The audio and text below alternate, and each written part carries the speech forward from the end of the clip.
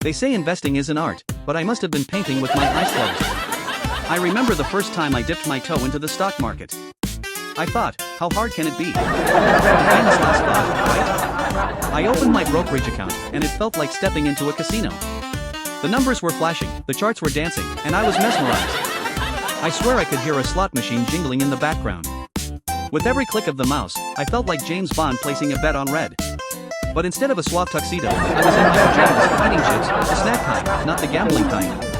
I started with what I thought was a solid investment, a tech company that promised to revolutionize something. I still don't know what they do, but their website looked fancy, and I liked their logo. I clicked buy and felt like a genius, until I checked the stock price the next day. It was like watching my hopes and dreams plummet faster than a leaf balloon. I thought, maybe I should diversify. A fancy word I picked up from a podcast. So, I started buying shares in every company that had a catchy name. I invested in a firm called Fluffy Unicorn Tech. What do they do?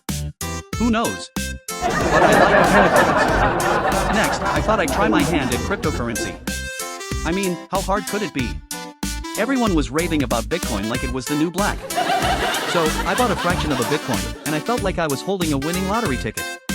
Until I discovered I had invested in Shiba Inu coin, a meme currency. Let me tell you, my investment strategy was starting to look like a game of roulette. I was one step away from wearing a visor and shouting, "I'm feeling lucky." I realized I was on a slippery slope when my friend asked me for investment advice. I panicked and said, "Invest in what makes you happy." Which is terrible financial advice. I might as well have told him bet on how many jelly beans fit in a jar.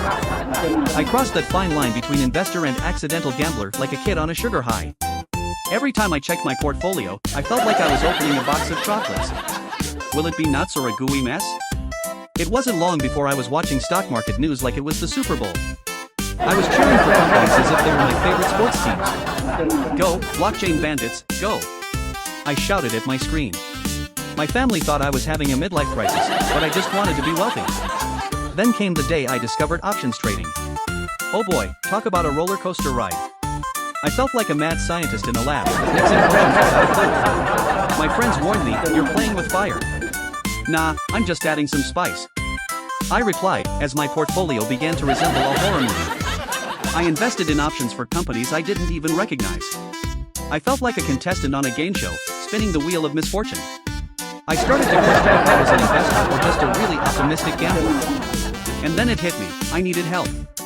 I signed up for a financial advisor, a real one, not the one on YouTube who wore sunglasses indoors. He looked at my portfolio and gasped like he had seen a ghost. "So, you like surprises, huh?" he asked, trying to mask his horror. I nodded, thinking, surprises are fun. But I quickly learned that surprises in the stock market often come with a side of regret. So, I decided to take a step back and reevaluate my strategy.